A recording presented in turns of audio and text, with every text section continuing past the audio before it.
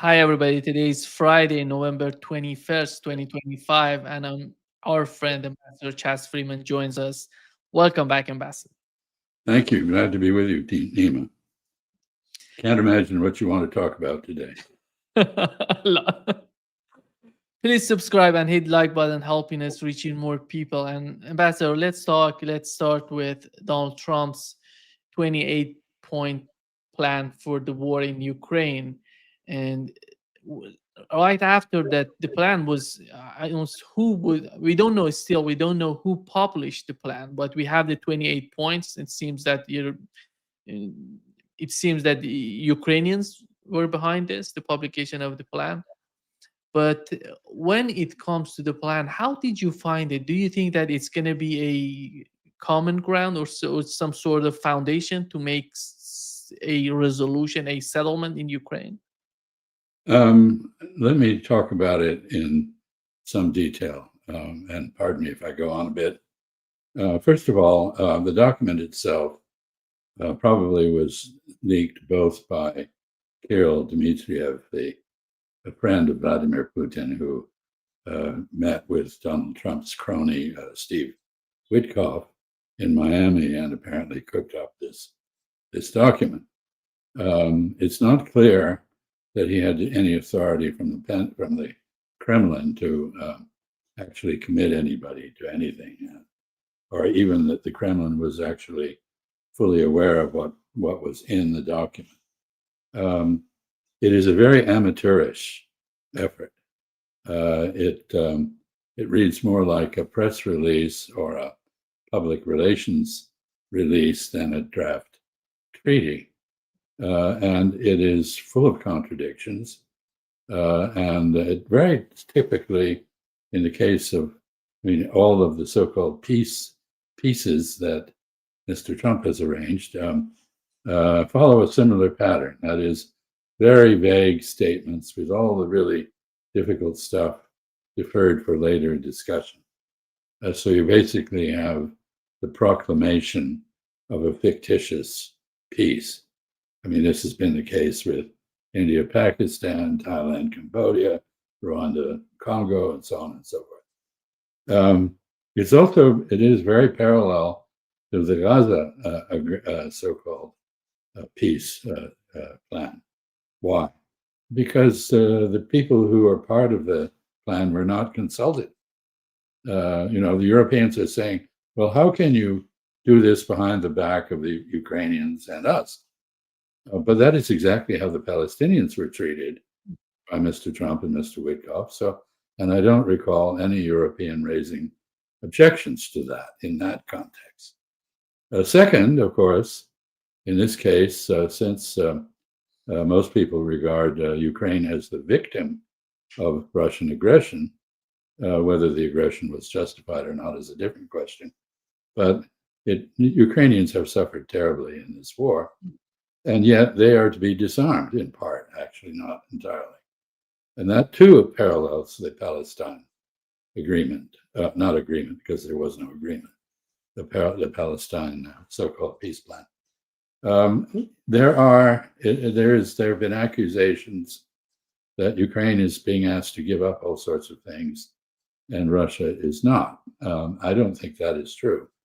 First of all, what Ukraine is asked to give up territorially is the 13 or 14% of Donetsk, which the Russians have yet to take. But I think most military experts believe that the Russian advance is accelerating, the Ukrainian army is crumbling, and it's only a matter of time before Russia does take that territory completely, that is Donetsk. That part of the Donetsk region under this plan would be demilitarized, and there would be an international supervision to ensure that the Russians did not place weapons there. The statement that Ukraine is losing something by agreeing not to go into NATO and to restore neutrality is also problematic for two reasons. First, of course, Russia recognized the independence of Ukraine on the basis that the Ukrainian constitution stipulated that Ukraine would be independent. So and neutral, and so going back to that condition is not a novelty. It's nothing new. It's a restoration of the status quo ante. Second, the limitations on the Ukrainian armed forces and foreign forces in Ukraine are also not a surprise. Russia has always said from the very beginning that it could not tolerate foreign forces with weapons aimed at it in its Ukrainian neighbor. So that is also nothing new. And finally, I guess on the point of going to not joining NATO and adopting neutrality again, Europe and the United States have shown that we're not willing to fight for Ukraine. We're willing to arm Ukrainians to fight the Russians in order to weaken and isolate Russia, which hasn't succeeded. But we're not willing to apply Article 5 guarantees to Ukraine. So it's been clear for a long time that Ukraine was not going to get into NATO. Ukraine does gain some things from this, in addition to the demilitarization of the remaining portion of Donetsk that the Russians haven't taken. It gains a recognition of its sovereignty. It gains a formal Russian recognition of its eligibility to join the European Union. Well, whether it can do that or not is between the European Union and Ukraine. And the idea that the basic European objections to this are, well, we're rewarding aggression and blah, blah, blah, and so forth and so on.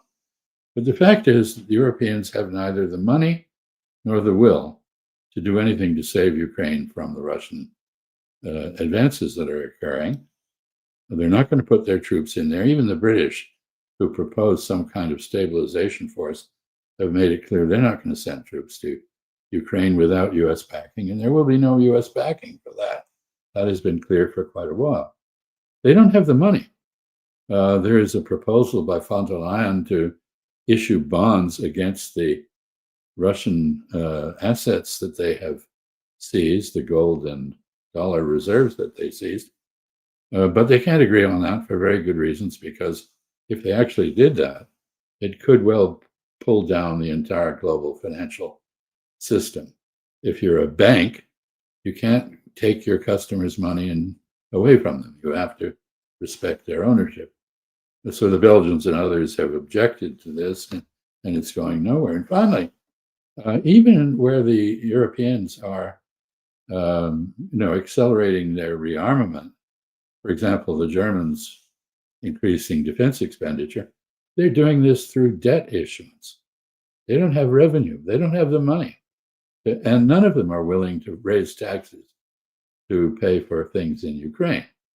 So it's very strange that in this context, they somehow think they can demand that Russia capitulate, surrender, go back to before the war, except their desire that Russia be punished.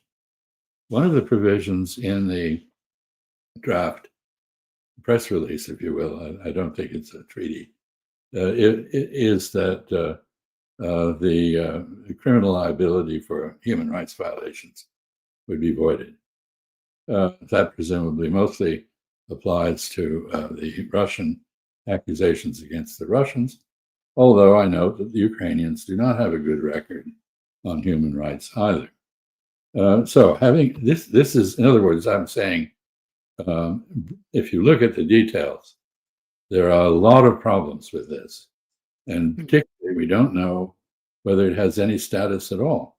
Did Mr. Dmitriev and Mr. Witkoff, in fact, have the backing of both Vladimir Putin and Donald Trump? It does not appear so. Yeah. But having said that, it is, as Vladimir Putin has reportedly said today, the case that this is a basis for a discussion. Why? Because to one extent or another, it actually addresses the Russian causes of the war. The root causes, Putin has always said, he was willing to negotiate if the other side, meaning the United States, NATO, Ukraine, would take into account the root causes of the conflict. And of course, he showed that he was willing to do that during the Istanbul negotiations in March and April of 2022, right after the invasion of the Donbass and the attack on Kyiv were launched by the Russian armed forces. So this could, in fact, be the basis for something, a mediation, maybe. Somebody like the Chinese or the UN coming in, maybe Brazil, again, with Turkey coming in and mediating between the parties. This is not a product of mediation. This is simply a unilateral imposition of terms that Mr. Trump has ordained. And it won't work for that reason. You have to have the buy-in of those directly concerned. First, Ukraine and Russia, but then ultimately Europe and Russia and the United States. So this is in some senses an advance, but it's a very incomplete advance. And in this context, and I'll conclude with this, Mr. Trump demanding that Volodymyr Zelensky sign up to this scheme before Thanksgiving, which is next Thursday, is ridiculous. That is very high-handed, and it will not succeed in getting that signature. Yeah. Zelensky's reaction somehow was amazing, Ambassador. He said, you have a difficult choice, either losing dignity or risking the loss of our key sponsor, which is the United States. Do you think that if they achieve some sort of agreement, some sort of settlement, that would be losing dignity? What else? Because Ukraine is getting destroyed by this war. Well, that's right. But of course, Ukrainian pride and the rhetorical backing by the West, particularly by the British, but by others as well, has led Ukraine to hold on to a position that is utterly unrealistic. It is being destroyed, as you said. Its army is crumbling. It is not holding its ground against the Russians. Its prospects of regaining any of the territories it's lost are very poor. It would, of course, under this proposed framework, it would, of course, regain the parts of Ukraine outside the Donbass region that the Russians have taken.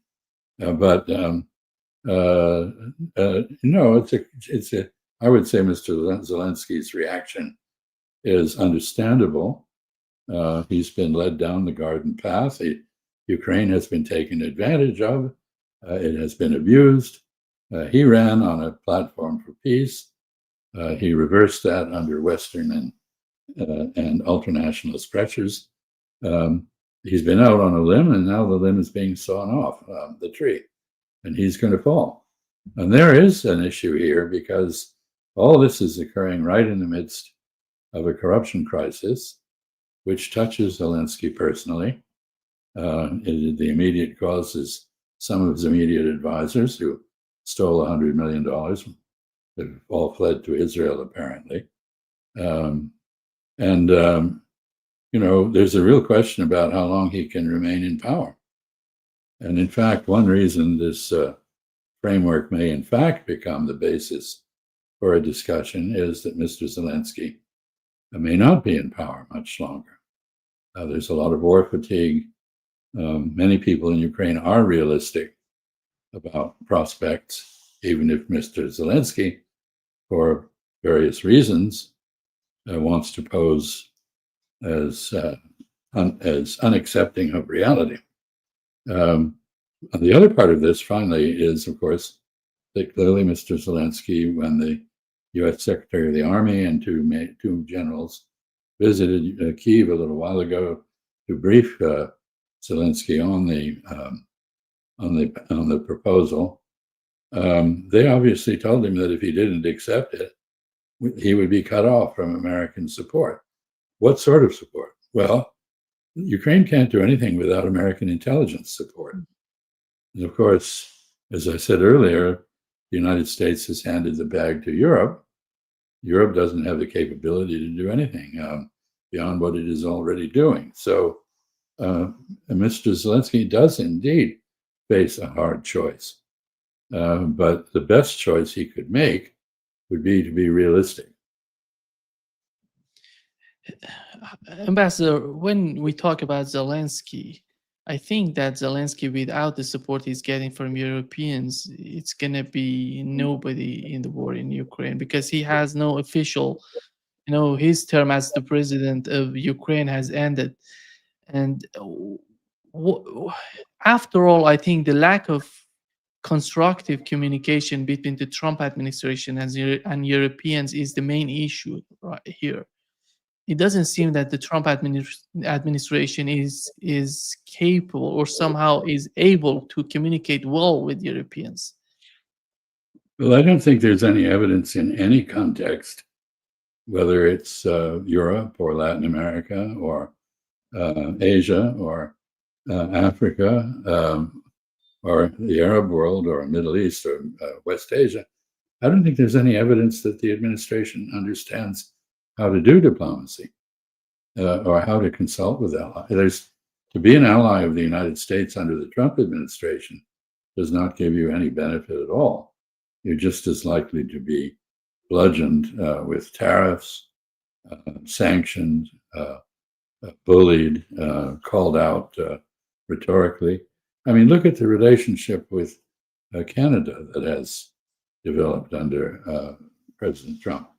So this administration, whatever else it may be, in foreign affairs is pretty incompetent. And as I said of this proposal for Ukraine, it is amateurish. It is not, it basically ducks a lot of issues. For example, it vaguely refers to some sort of NATO, Russia, US discussion of a new security order in Europe, but it doesn't promise anything. There's nothing concrete. And this is a bit like, the Gaza proposal, which says, well, if you do all the things that I say and you do them nicely enough, maybe I'll consider giving you some say in your own government. The Palestinians are being told they cannot be governed by themselves. This is exactly the posture that colonialists took in the early part of the 20th century, the British, when they ran Palestine without consulting the Palestinians. Now we propose to do that in Gaza. And in some ways, Mr. Trump, who proposes that he will supervise everything in Ukraine, is also undercutting Ukrainian sovereignty in an important way. So I don't think much of a lot of this. I also have to say, while we're on the subject of the Trump administration, that the Trump administration put in this proposal a requirement that the United States be, quote, compensated somehow for all our hard work, I guess. What does that mean? And it also said that the reconstruction of Ukraine would be financed by seizing $100 billion of Russian assets and applying them to Ukrainian reconstruction, and that half of the profits from the reconstruction should go to the United States. Well, some people might call this theft. But anyway, I'm just making that point because it's not true that the Russians are not being asked to give up anything. They are being asked to accept very vague terms. They are being asked to stop a relatively successful military campaign. They're being asked to give up their hard-earned savings. There's nothing in this that, they would gain the neutrality of Ukraine. One of the provisions in there is actually very sensible, and that says that Ukraine should return to conformity with the Organization for Security and Cooperation in Europe's standards for treating minorities. Ukraine's constitution originally did that. It gave autonomy to Russian speakers, Hungarian speakers, and so forth. And that is indeed the requirement for all European states under the OSCE. And Ukraine is being asked to return to that. Sorry, I'll get rid of it. So I'm sorry about that. No I have a problem. medical issue, and that is the hospital, but I will call them back later. Yeah. Ambassador, I think there's still, we've learned from Peskov. He said that Moscow would prefer to keep discussions on bilateral irritants and the Ukraine settlement on a separate track. And they want to separate with the issue of Ukraine and what's going on in terms of the relationship between the United States and Russia, because it seems to me that the security guarantees are much more relevant to the discussion than the case of Ukraine itself. And it doesn't seem that the Trump administration is ready for that. The Russians are talking, they're merging the two, but we have to reach a mutual understanding between the United States and Russia before going there. Well, it's been obvious from the very outset that there were different players and different interests at stake in different parts of this. I mean, for example, we were just talking about the rights of Russian speakers to cultural and linguistic autonomy, like the French speakers in Quebec. So that is an issue. Sorry about that. They're trying another number. I'll see if my wife can take that. That is an issue that has to be discussed between Ukrainians and Russians, and possibly Hungarians as well, because of the large Hungarian minority. So that is one set of issues. The question of Ukrainian neutrality and NATO membership is something that in the end, NATO, Russia, and the United States have to agree on, as well as Ukraine. So that is in a separate basket. The question of US-Russian relations and what happens on a bilateral basis is indeed a separate question. And it involves geopolitics in other theaters of the world. For example, West Asia, where the Syrian issue, Iran issue both loom large. East Asia, because of the relationship with China, the fears that the United States has of China and the objections it has to the close Chinese relationship to Russia. So that is a separate track. And finally, if we're going to have a discussion of a new security framework for Europe, that's a multilateral conference. You can't do that on a bilateral basis. So there we are. Yeah. Do you find the communication right now, a meeting between Donald Trump and Vladimir Putin, helping the issue? Or because Putin believes that Russians believe that if there could be some sort of meeting between the two presidents, the United States is not prepared for that. I don't think the United States really is prepared. I think this proposal that Mr. Witkoff and Mr. Dmitriev have come up with is going to prove education. Some of the issues we've just been discussing are going to have to be thrashed out. The administration is not organized to deal with an issue of this complexity. Basically, this issue, like the issues in West Asia, have been dealt with by a business crony of Mr. Trump, not by the US government per se. There is no policy process that would address this. Everything is decided by the president personally, and often on the basis of information that is erroneous. Fox News is not the best guide to world affairs that you can find. And he when the intelligence community tells him something he doesn't want to hear, he rejects it, and sometimes is angry when he does so. So we're not organized, you're right, to deal with this issue on a very complex basis. which is why I've always felt that it was a great tragedy and mistake for Europeans not to come up with peace proposals, but only proposals for extending the war, perpetuating it, which is all they have done. I think now they're going to have to seriously consider how they live with Russia in a common space, whether that common space is simply Europe, which Russia is part of. De Gaulle's idea of a European space from Portugal to the Urals comes to mind, or whether it's in a Eurasian context, where you have the Chinese and Indians and others involved in a common management of peace on the Eurasian landmass. I think this is, as you said, you implied it's a very complex matter. I don't see the Trump administration having prepared itself organizationally or mentally to deal with it. But they've now put forward this set of ideas, which at least begin to address some of the so-called root causes of the conflict. And that can probably be, as President Putin indicated, the basis for some kind of process. The problem is, Ambassador, you compared the case of the so-called peace plan in Gaza compared it to the plan that Donald Trump has offered for Ukraine. But in Ukraine, they're facing a superpower. It's Russia.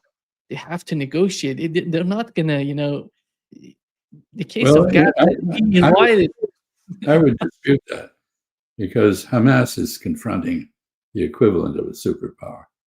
Not only Israel, but Israel backed by the United States. No. And Hamas has been willing to negotiate from the beginning. Always.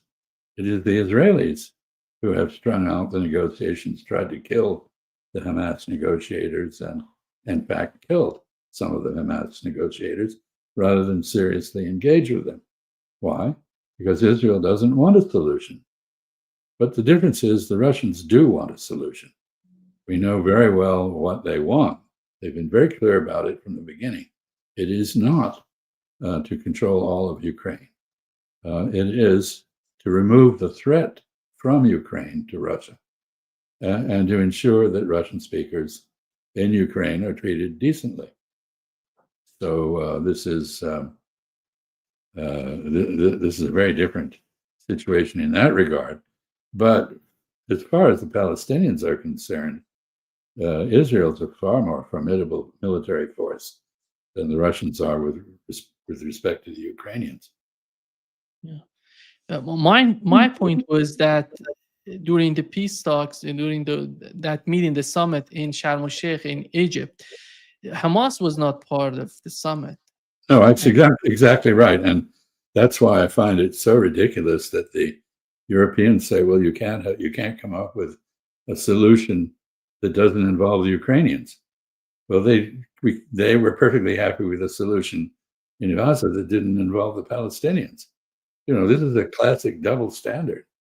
Why should we take them seriously when they make this argument? Of course, in a sense, they're right. Both the Palestinians and the Ukrainians should have been involved. And indeed, the Ukrainians were involved in several meetings in Istanbul. They were involved in the negotiation of the Minsk Accords, which they then repudiated, and which the French and German sponsors revealed were only a ploy to rearm Ukraine and train it to NATO standards so it could attack the Russian-speaking Ukrainians who had rebelled.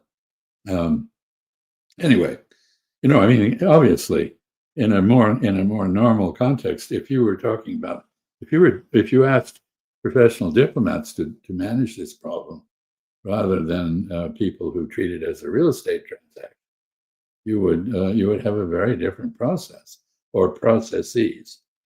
And I remember saying on your show a couple of years ago, I guess, that in many ways what is probably required here is something as fundamental as the Peace of Westphalia, which went on for many years in many venues, involved many parties, It was actually a series of agreements put together, which basically framed the modern state system, and it created sovereign equality between countries and the norm that you should not interfere in the internal affairs of other countries. Well, this has been broken now. Look at what is happening in West Asia with the Israelis demanding all kinds of internal reorganizations in Lebanon and trying to split Syria, and or look at what's happening between the United States and Venezuela. I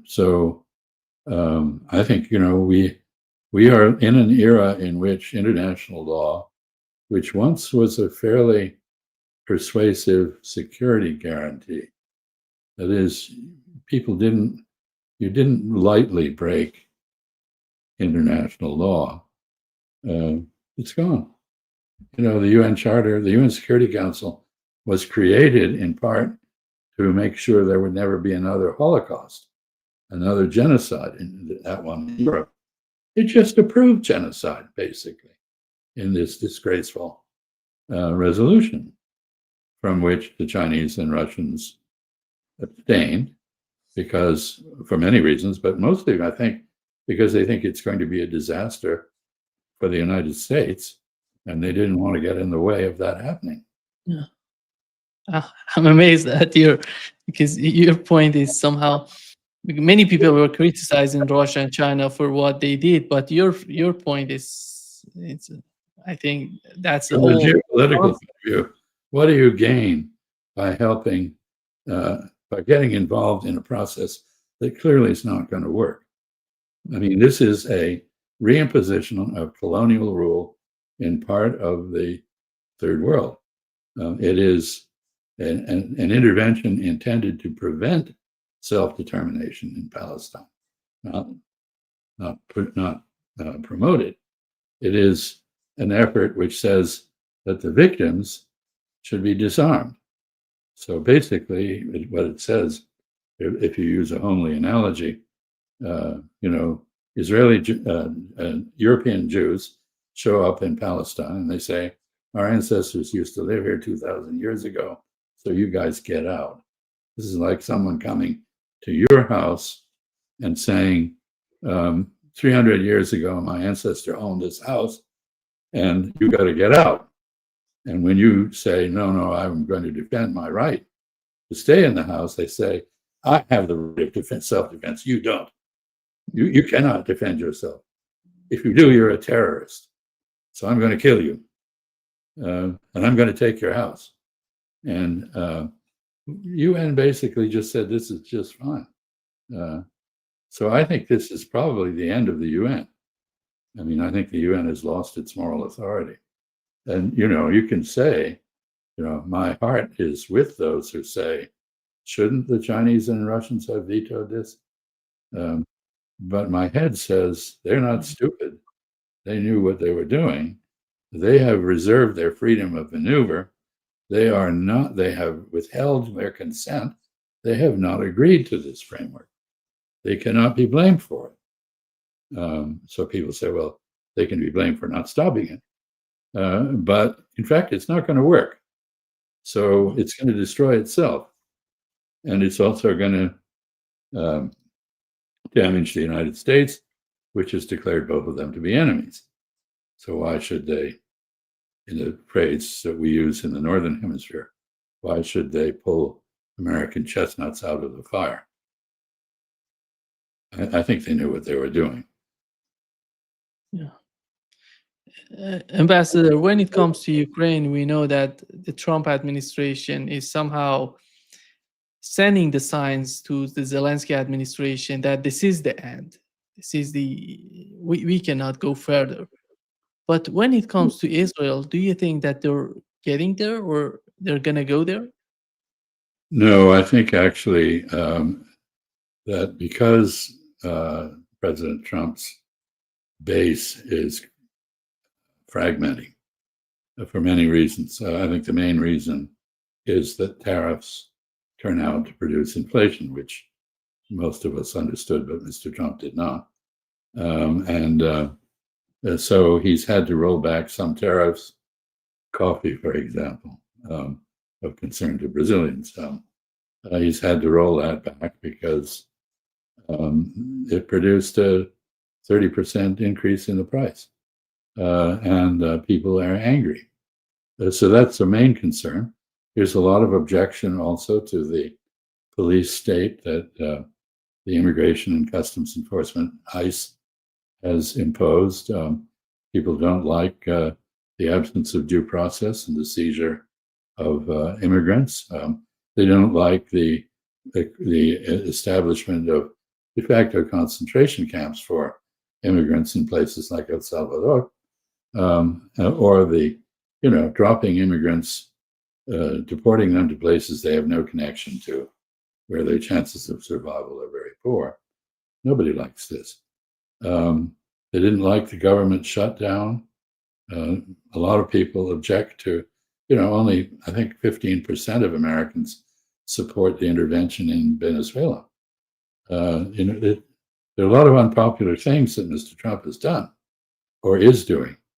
And so his base is not collapsing, but fragmenting, diminishing. He's unpopular.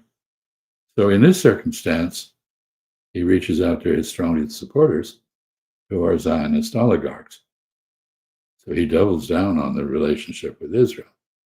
Maybe his approach to Mamdani, which I didn't watch, but you told me before the show began, was conciliatory. Maybe this is an effort to compensate for the antipathy of young people, including his own base, to his policies in Palestine. Mamdani, of course, interestingly, didn't raise the Palestine question in his campaign. It was others raised it, and he was asked if he thought Israel should exist, and he said yes, as a state where everybody has equal rights, which is a very fair-minded position, but not one that Zionists will accept. So maybe Mr. Trump is, as he did in the case of Venezuela, he's alienated a lot of Latino immigrants, and so he's tried to appeal to the anti-Cuban, anti-Venezuela immigrants among them, partly a domestic political maneuver. Maybe this is happening, I don't know. But my guess is he requires the support of these major Zionist donors, and he's going to stay close to them. How do you evaluate the visit of the Crown Prince of Saudi Arabia coming to the United States and the way that they may influence the process of these, this sort of, I don't know if we can call it peace plan, but what Donald Trump is trying to do in Gaza? What is the influence on the part of the Arab states, particularly Saudi Arabia, which was in Washington recently? I don't think they have much influence, and I think they are dismayed that previously one of the reasons they depended on the United States was they believed we could manage Israel. We could keep Israel away from them. We could manage the Palestinian problem, and that we could manage a peace process. Well, they have been disillusioned. They know that is not the case. No. But they themselves don't have much influence on this.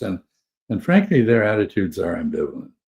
They don't like the Palestinians very much, even though the Palestinians had a good deal to do with building the modern societies on the Arabian Peninsula, whether in Kuwait or Saudi Arabia or the UAE or Qatar. And Palestinians have been very well educated, competent people in exile, and they have helped to build these societies. But the Palestine Liberation Organization, Yasser Arafat, was an atheist. And these are very religious societies. So their feelings are quite ambivalent.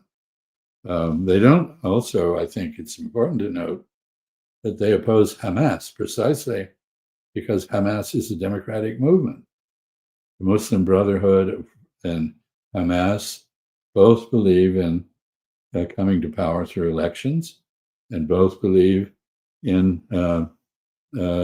leaving power if they lose elections. It's a little difficult to see this in Gaza, given the way Israel has treated Gaza and the extent to which the Palestinians have been driven into tunnels rather than into ballot boxes. But that is the case. Well, if you're Saudi Arabia, if you're a monarchy, and by the way, the Quran, Holy Quran, is not very complimentary to monarchs. It doesn't like kings. It's very Republican with a small r in its preaching.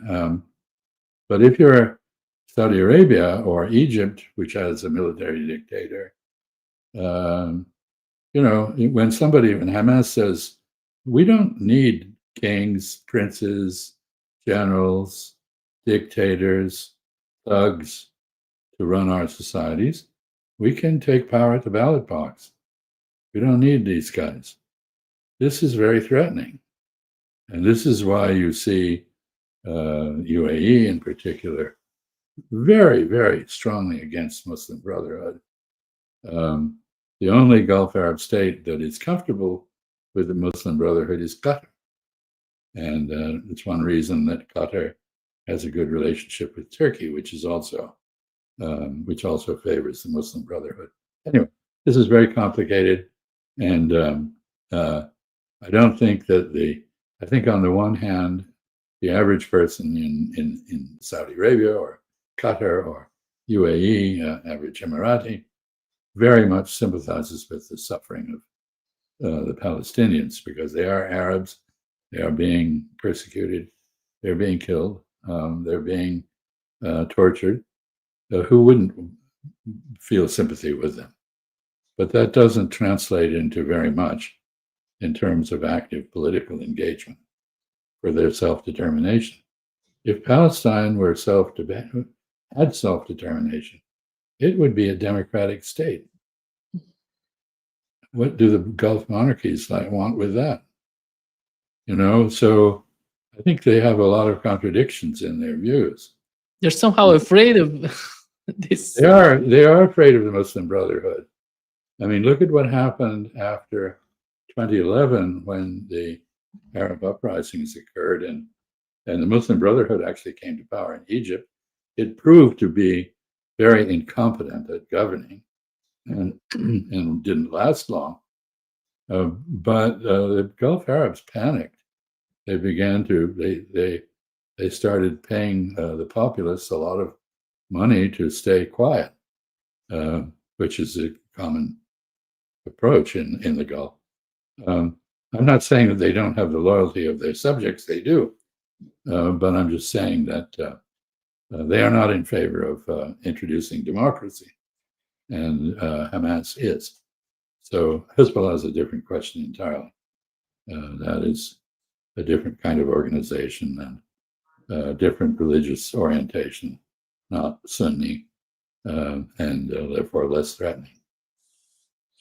When Ambassador, ask you about Donald Trump saying to Netanyahu that this is the end, my main point was that if he's not willing to say that to Israel, that would bring that would bring a lot of conflicts to the foreign policy or to some sort of, to the way that the United States tries to manage the situation of the Middle East, because the conflict with Syria, with Lebanon, with Iran, they're talking about new attack on Iran. Yesterday we've learned that the head of the parliament in Iran said that on the 6th day of the war between Iran and Israel, the vice president of the United States called Iranians, asked them over and over to find a solution, to find some sort of talks, to make some sort of talks on the ceasefire between Iran and Israel. It shows that how desperate was the situation for Israel. Well, I think, as you know, I think we've discussed this before. I believe if there is a resumption of the war, Israel will deeply regret having started it, because Iran has the ability to penetrate Israeli defenses, and it will. And it will not limit itself to military targets and intelligence targets, as it did during the so-called 12-day war. And you're absolutely right. Israel needed a ceasefire. Iran didn't. And if we go back to this, it will be terrible. But let me make a point related to your earlier, the first point you made, which is that the United States and Israel are in some ways parting ways. You asked about the significance of Mohammed bin Salman's visit to Washington. He got F-35s. I don't think it's a very good airplane, frankly. But anyway, it's what the Israelis have. And so in a sense, Trump has said, I'm going to treat Saudi Arabia as an equal of Israel for purposes of U.S. policy in the Middle East. Well, that's something new and important, and it recognizes the power and influence that Saudi Arabia has on a global level as well as regional, and its key position as the crossroads of all routes between Europe, Asia, and Africa, and its position as a mineral-rich society. All of these things. And of course, a society with a lot of capital to invest if it chooses to do so. So that is one thing. The second thing is that Israel is preparing for a rupture with the United States. You hear Prime Minister Netanyahu talking about Israel is going to have to become self-reliant.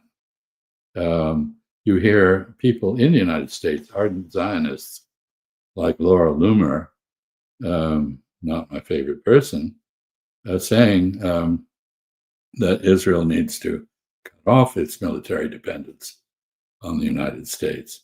You see articles by intellectuals who understand Israel very well, like Leon Hadar, who just published something to this effect in the National Interest, arguing that Israel's losing its sovereignty by subordinating itself to the United States. Of course, Americans complain about the opposite, that American sovereignty has been compromised by the Zionist lobby and Israel. But it's pretty clear that we're moving in separate directions. And this is happening at a moment when Israeli society is under great stress. If there's another exchange with Iran, I think the number of Israelis who move out of Israel will go up dramatically. So it's a very ironic thing that basically the Zionists say, well, the solution to the Palestinian problem is the Palestinians should leave Palestine. Maybe the Israelis are setting themselves up so the solution to the Israeli problem is the Israelis leave Palestine. Is this going to last, this state that has been established and supported by a kind of neo-colonial regime of the United States and guilt feelings on the part of Europeans about the Holocaust? I don't know. I don't think anybody knows, and a lot of people in Israel are pretty anxious about this now. Ambassador, how do you see a better relationship between Iran and the United States in terms of what's going on in Gaza? How is that going to help the situation for Gazans? Well, I am not an expert on Iran, and you should probably ask Krita Parsi that question, because he is. But my sense is that there is, in fact, of course, the Islamic Republic is quite cynical in many ways, but I think there is a serious religious conviction at the heart of it. And it is horrified by what has been happening in Gaza, as any human being should be. And I think, this is a factor, it's hardly ever mentioned in the Western press. When people talk about Saudi Arabia normalizing relations with Israel, they talk about they say, well, Saudi Arabia insists that there be a clear path to a Palestinian state. But why do they insist on that? Because the Saudi populace is 99% against Israel because of the way it's treating Palestinians. To normalize relations with Israel under these circumstances would risk revolution. So it's not going to happen. But why are people against Israel? It's because of Israel's doing. It's not, if Israel didn't do all the things it's doing, people would find a way to live with it. But, and they did for a long time. From 1973 on, there was no war. And people tolerated Israel. They didn't like it, but they tolerated it. They can't tolerate it anymore because of what it's doing. And not just to the Palestinians, but the Lebanese, the Syrians, the Yemenis, the Iranians, because there is now a connection between the two sides of the Persian Gulf that there wasn't. This started by Iraq, moved along by Oman, and then brought to a close by the Chinese. But there is an emerging coalition of countries in the region who see it as important to balance and offset Israeli power. And in that context, the American identification with Israel is a real complication. And it takes someone, obviously Mohammed bin Salman, like Mohammed bin Zayed, they're both practitioners of realpolitik, and they see advantages in courting a good relationship with President Trump and keeping a relationship with the United States that they can invoke in case of emergency. Because in the end, there is no country other than the United States that is able and willing to support them if they get in trouble. No, they are hedging. You see the Saudi defense pact with Pakistan and the emerging relationship, at least in arms sales and military technology, therefore, with the Chinese, who provide the backbone of Palestinian equipment and defense technology. So things are shifting away. Israel is isolating itself, not just from its own region, where it is thoroughly isolated, although people know it's there and they deal with it pragmatically, but farther afield, even in societies where there's no history of antipathy to Israel, and certainly no anti-Semitism, Israel is no longer welcome. And so even in Europe and the United States, Israel is losing its clout, its support. So if you were Mr. Netanyahu, what would you do? He puts his own personal political survival above the future of the nation he leads, which is why a lot of Israelis don't like him, because they understand that he's basically self-serving. He's not for them, he's for himself. He stays out of jail by keeping in power and keeping Israel at war, which is tragic for Israelis, really. I don't know. I mean, I feel I would feel sorrier for Israelis if they were more concerned about genocide than they are. But I am I sympathize a great deal with Ukrainians. I think they have been taken advantage of, they've been abused, they've been used, and in the end, they're being thrown away. So I'm not sure where the US-Israeli thing ends up, but Ukraine is not a good precedent. Yeah, 2 days ago, if I'm not, it was yesterday, there was an interview in Persian with the foreign minister of Iran. He has mentioned that during the talks with the United States, with Steve Witkoff, they have reached to some sort of agreement 3 times.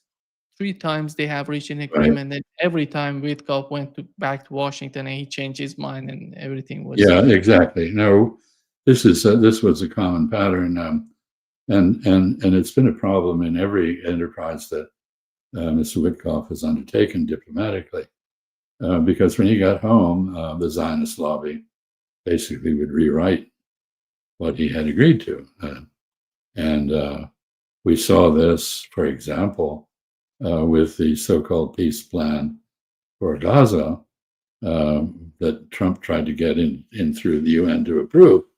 It got rewritten after it was shown to the Arabs, who said, well, this is better than nothing. They didn't like it very much, but they didn't have a better plan. But then it got rewritten by Netanyahu's people after that. So this is a common pattern. And it, I would say that this has pretty much discredited the United States as the negotiating partner, even before you get to the idea of, scheduling talks in Muscat and then trying to kill the people who are going to turn up there, which is what Israel did, or trying to kill the negotiators in Doha, who are trying to come up with a Hamas peace plan to present to Israel. If you negotiate with the United States, you better get the terms nailed down precisely. These very vague statements, like the one on Ukraine, that leave everything to be worked out somehow down the road, or imply that something might be possible maybe later that isn't possible now, that's not reliable. That's not reliable, which is why Vladimir Putin did not reject the Trump plan, but did not accept it.